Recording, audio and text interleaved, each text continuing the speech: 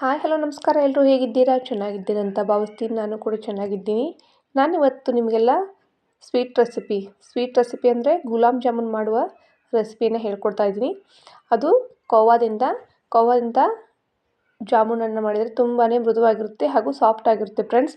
ಹೀಗಾಗಿ ನಾನು ಕೋವಾದಿಂದ ಗುಲಾಬ್ ಜಾಮೂನ್ ಹೇಗೆ ಮಾಡೋಂತ ನನ್ನ ಫ್ರೆಂಡು ತಿಳಿಸ್ಕೊಡ್ತಾರೆ. ನೋಡೋಣ ಬನ್ನಿ. ಮೊದಲಿಗೆ ನಾನು ಇಲ್ಲಿ 1 kgಯಷ್ಟು ಕೋವಾವನ್ನು ತರಿಸಿದ್ದೇನೆ. ಇದರಲ್ಲಿ ಅರ್ಧ kgಯಷ್ಟು ಮೈದಾವನ್ನು ನನ್ನ ಫ್ರೆಂಡು ಇಲ್ಲಿ ಹಾಕಿ ಚೆನ್ನಾಗಿ ಮಿಕ್ಸ್ ಮಾಡ್ತಾ ಇದ್ದಾರೆ ನೋಡಿ. ಈ ಥರ ಸ್ವಲ್ಪ ಮೈದಾ ಹಿಟ್ಟನ್ನು ಕೋವಾದಲ್ಲಿ ಹಾಕಿ ಚೆನ್ನಾಗಿ ಮಿಶ್ರಣವನ್ನು ಮಾಡಿ ಇದು ಗಟ್ಟಿಯಾಗುವವರೆಗೆ ಮೈದಾವನ್ನು ಮಿಕ್ಸ್ ಮಾಡಿ. ಇದಕ್ಕೆ ಅರ್ಧ kgಯಷ್ಟು ನಾನು 1 kg ಕೋವಾಕ್ಕೆ ಅರ್ಧ kgಯಷ್ಟು ಮೈದಾವನ್ನು ನನ್ನ ಫ್ರೆಂಡು ಇಲ್ಲಿ ತೆಗೆದುಕೊಂಡಿದ್ದಾರೆ. ಇದನ್ನು ಚೆನ್ನಾಗಿ ನಾದಿದ ನಂತರ ಒಂದು ಅರ್ಧ ಗಂಟೆ ಪಕ್ಕಕ್ಕಿಡಿ. ಈಗ ಪಾಕ ಮಾಡುವ ವಿಧಾನವನ್ನು ನೋಡೋಣ ಬನ್ನಿ.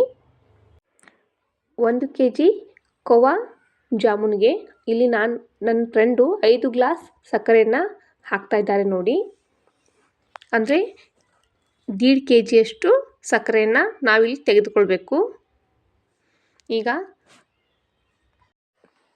ಇದಕ್ಕೆ ಸಕ್ಕರೆ ಮುಳುಗುವಷ್ಟು ನೀರನ್ನು ಹಾಕಿ ಈಗ ಸಣ್ಣ ಉರಿಯಲ್ಲಿ ಚೆನ್ನಾಗಿ ಕೈ ಆಡಿಸ್ತಾ ಪಾಕವನ್ನು ರೆಡಿ ಮಾಡ್ತಾ ಇದ್ದಾರೆ ನೋಡಿ.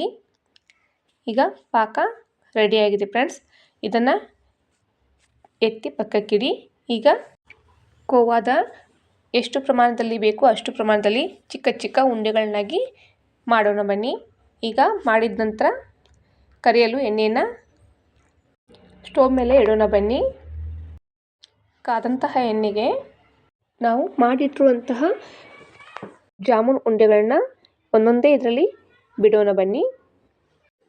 ಈಗ ಚೆನ್ನಾಗಿ ಕೆಂಪು ಬಣ್ಣ ಬರುವ ಹಾಗೆ ಚೆನ್ನಾಗಿ ಜಾಮೂನನ್ನು ಕರಿಯಿರಿ. ಎಷ್ಟು ಚೆನ್ನಾಗಿ ಜಾಮೂನನ್ನು ಕರಿತೀವೋ ಅಷ್ಟು ಚೆನ್ನಾಗಿ ಜಾಮೂನು ಸಾಫ್ಟಾಗಿ ಬರುತ್ತೆ ಫ್ರೆಂಡ್ಸ್. ಈಗ ಚೆನ್ನಾಗಿ ಕರೆದಂತಹ ಜಾಮೂನ್ ಉಂಡೆಗಳನ್ನು ಪಾಕ ಬಿಸಿ ಇರುವಾಗಲೇ ಪಾಕದಲ್ಲಿ ಜಾಮೂನ್ ಉಂಡೆಗಳನ್ನ ಹಾಕಿ ತುಂಬಾ ಈಸಿಯಾಗಿ ಬರುತ್ತೆ ಫ್ರೆಂಡ್ಸ್. ನೀವು ಕೂಡ ಒಮ್ಮೆ ಮನೆಯಲ್ಲಿ ಕೋವಾದಿಂದ ಜಾಮೂನನ್ನ ಟ್ರೈ ಮಾಡಿ.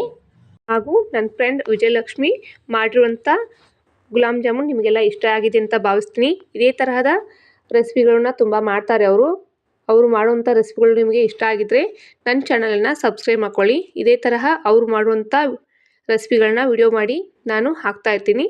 ಎಲ್ಲರಿಗೂ ಧನ್ಯವಾದಗಳು.